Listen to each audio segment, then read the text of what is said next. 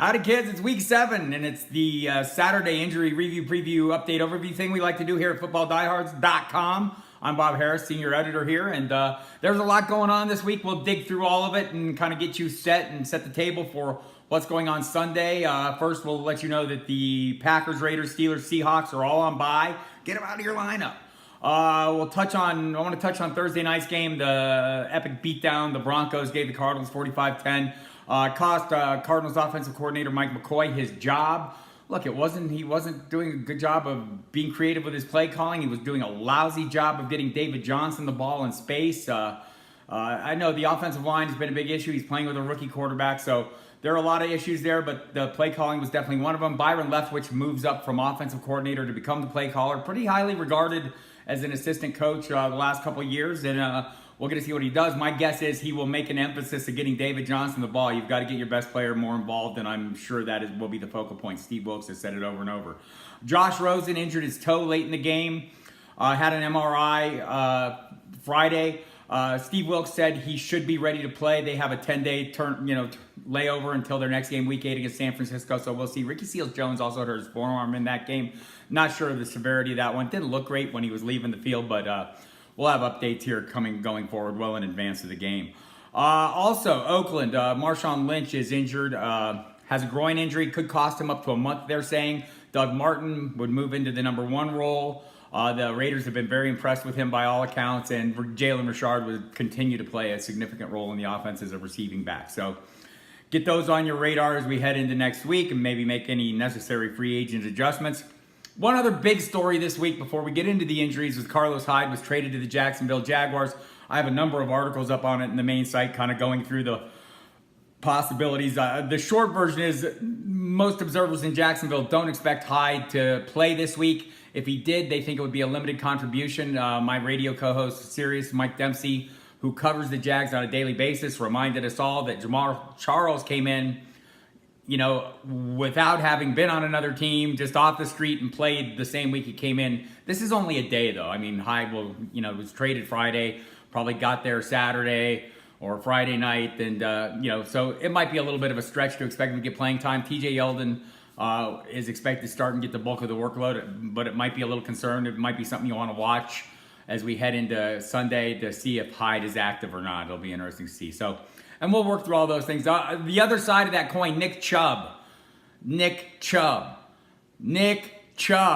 Boy, this is a prime place for him to come in. We saw what he did with very limited workload. The huge game against the Raiders, 3 carries, 100-plus yards, a couple touchdowns. So we've all been enthusiastic about him. My friend Matt Waldman at the Rookie Scouting Portfolio had him his highest-rated running back, higher than Saquon Barkley in terms of talent and ability coming out of the draft. So it'll be interesting to see what he could do. Great matchup for him against the Tampa Bay Buccaneers as well. So it's interesting to see a nice change of pace. Things always happen during the season. You never know when you're going to suddenly have a feature back or suddenly not. So that'll be one we're watching over the coming days as well. Getting into the injuries, we have a London game early kickoff this week. It's a 9:30 a.m. Eastern kickoff, so the inactives will be out at 8. Everything we're looking at is on the Los Angeles side of the ball, the Chargers against the Titans.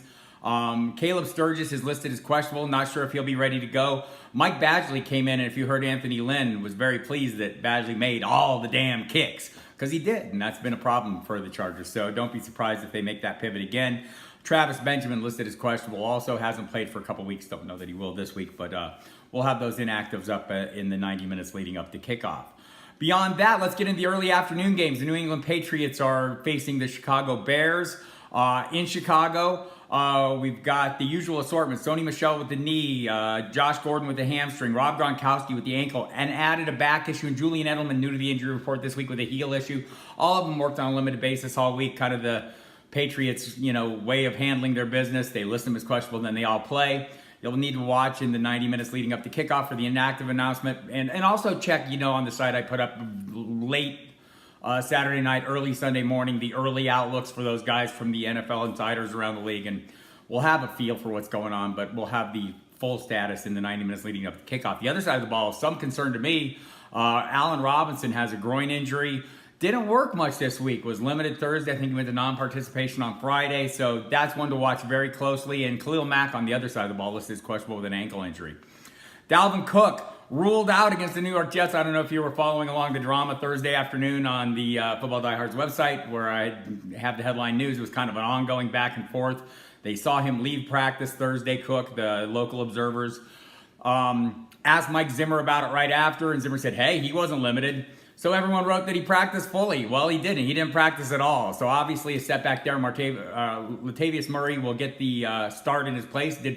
Murray did really well against the Cardinals last week with a heavy workload. He should get a heavy workload again this week. Won't keep them from throwing the ball because they do that really well, it turns out. Ask Adam Thielen owners. They'll tell you this. And Kirk Cousins. So other side of the ball. By the way, the Jets secondary is decimated. Tremaine Johnson, Buster Screen among those injured and unlikely to play. So it makes it even easier going for that passing attack.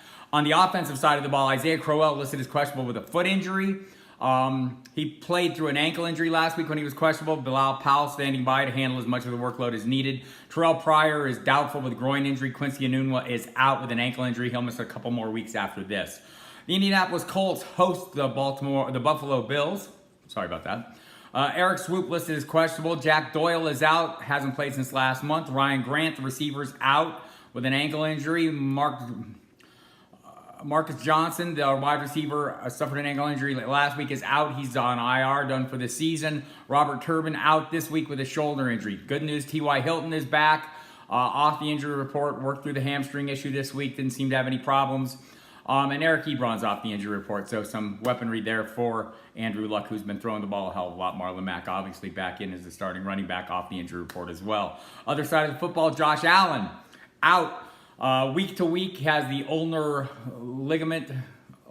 radius ligament in his elbow. If he was a baseball player, he'd probably need Tommy John surgery. He's a football player, so he does not. They're going to give it some rest and let him come back. In the meantime, Derek Anderson signed last week, the veteran, been around forever. He will get the start over Nathan Peterman, which has to be good news because it can't get any worse than Nathan Peterman. Has been horrible in the limited sets we've seen him. For the Jaguars, as we mentioned, Leonard Fournette out this week. The talk is he won't be back until after the bye. That would be a week 10 return. Possibly could come back last week. He was running on the field this week, doing individual work, but no teamwork, team drills. So, and Hyde gives them some very cheap insurance. And, as Mike Garofalo tweeted this morning, just, kind of gives them the kind of presence behind him they haven't had since Chris Ivory left. So, expect Fournette to be the guy once he's back, with Carlos Hyde chipping in on occasion, much like Chris Ivory used to. So, there's that. James O'Shaughnessy, the tight ends, ruled out. David Greenidge and Blake Bell, the only guys left at the position. On the other side of the ball, everyone came off Houston's injury report except Ryan Griffin, who came down with an illness. He's ruled out. But Deshaun Watson's off the injury report, although there's been some reporting that he's still pretty beat up. He's off the injury report. Lamar Miller off the injury report. And then on Friday, DeAndre Hopkins, who had a foot issue, didn't practice Thursday, came back and worked on a limited basis. He's off the injury report. Will Fuller with the hamstring, off the injury report. Kiki QT, off the injury report. We saw what Cole Beasley did last week to the Jaguars secondary. This week it's even tougher for them because they don't have, last week against Dallas, they didn't have a DeAndre Hopkins and Will Fuller to contend with. They still couldn't contain the slot man, Cole Beasley. So they could have some trouble with QT this week. For Cleveland, Rashard Higgins is out. Derek Willie's also out, the wide receivers. Higgins has missed a couple more weeks. That means Damian Ratley moves up in the rotation behind Jarvis Landry and Antonio Callaway. Again, Nick Chubb will start at running back. Duke Johnson could get increased workload as well. That seems like it'd be likely. For the Miami Dolphins, hosting the Detroit Lions, Ryan Tannehill has been ruled out. Kind of week to week with him too. Won't need surgery. Rest seems to be the issue. Brock Osweiler will continue to start and hopefully carry the momentum on from a pretty solid game last week in his first start against the Bears. Devontae Parker and A.J. Derby listed as questionable. Neither of them have been major contributors, so I don't know if they'll be missed or not missed. We'll have their official status in the 90 minutes leading up to kickoff. I'm hoping you're not relying on either of them. Theo Riddick is ruled out for the Lions in this game. Kind of interesting. Maybe Kerryon Johnson gets a little more run finally, and it's both a runner and receiver. So we'll be watching for that. Derek Sproles ruled out for the Philadelphia Eagles, playing the Carolina Panthers.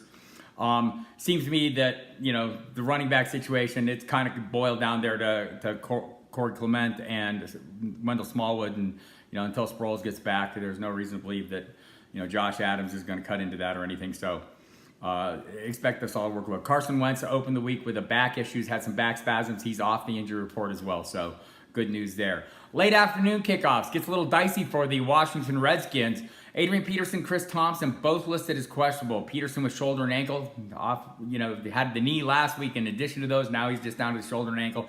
He's expected to play. Thompson didn't play last week. He has rib and knee issues. Seems like he's likely to return this week. They'll need their running games. Jamison Crowder's been ruled out with an ankle issue. He could miss 2 to 3 weeks, maybe, with this ankle injury. Paul Richardson's listed as doubtful. Knee and rib. Sounds like the knee is the worst of these things.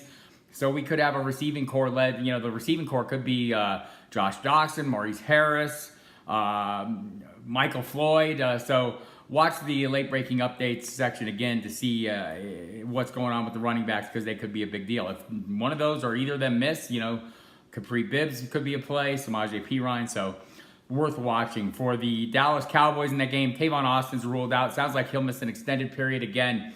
Not going to be a issue that needs surgery for his groin, but he will miss an extended period. For the 49ers playing the Rams, I'll get it. I just have to work through all the California teams, right?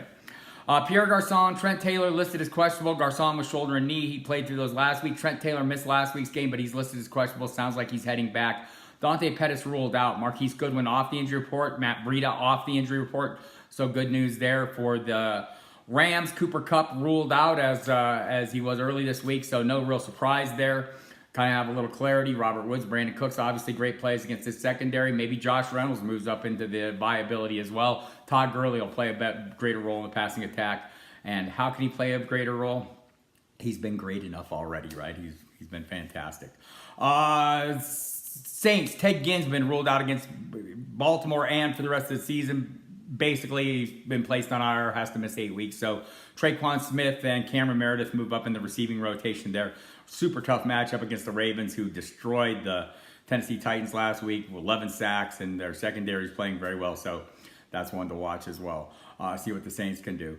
Sunday night game, Gio Bernard and Tyler Koff ruled out for Cincinnati. Other than that, everyone's healthy and going. Good matchup for Joe Mixon. Good matchup for the Chiefs. Seems like every week they're getting something done. Maybe the scoring is the touchdown scoring slowed down a little, but not enough to irritate fantasy owners. Monday night, Calvin Ridley and Mohamed Sanu, both likely to be questionable. Don't have the final injury report yet, but they were on the field Saturday morning. That's the second straight day of work for Ridley. Sanu is the first day of work, so the fact that he got back on the field is a good sign. Obviously, Devontae Freeman is out and won't be back. He'll miss at least 8 weeks on the IR. Ito Smith moves into the rotation with Tevin Coleman. It's kind of what we've seen all year, right? So Freeman's only played a couple games, so we've seen a lot of Tevin Coleman and Ito Smith as it is, so kind of status quo for them. Also, Matt Bryant will not kick this week. Giorgio Telvecchio was signed to handle that. So there you have it. As always, lots of content available on the main page of the site from all the people that you know and love, whether it's Armando Marsal, Brad Cruz, Bobby Gomes, John Lobb, Justin Linero, myself. Tons of good work. JJ Buck. Who else is there? Gary Davenport, John Lobb. It's easy to forget. It's a big long list. And plus, Jen Ryan's Excel cheat sheet is a great thing. All the DFS pricing, the hit points they need to make, the Vegas over and unders, just general snap counts, targets, etc. All kinds of great stuff in that. I download it and keep it parked on my desktop every week. Catch the live video with Armando and Bobby in the hour leading up to kickoff or the hour before kickoff. We'll have a link up on the main page of the site to that. Catch me on the radio. I'll be on Saturday night, SiriusXM NFL Radio from 8 to 11 with Mike Dempsey. I'll be on Sunday morning on the SiriusXM Fantasy pregame show with Jeff Manns. I'm on every day of the week, too, Monday through Friday, 6 to 8 p.m. Eastern Time on SiriusXM Fantasy with Mike Dempsey. Beyond that, check it all out. We got tons of stuff, good stuff, lots of tools. DFS optimizers are great. I use them myself to build my tournament lineups. So get in on those. And otherwise, watch the headline news section through the inactive announcements. We'll get you all these announcements. We'll have the inactive page. So you'll be covered and ready to go and ready for success this week. Have a great one. Win some money. Beat somebody's ass. Let's go.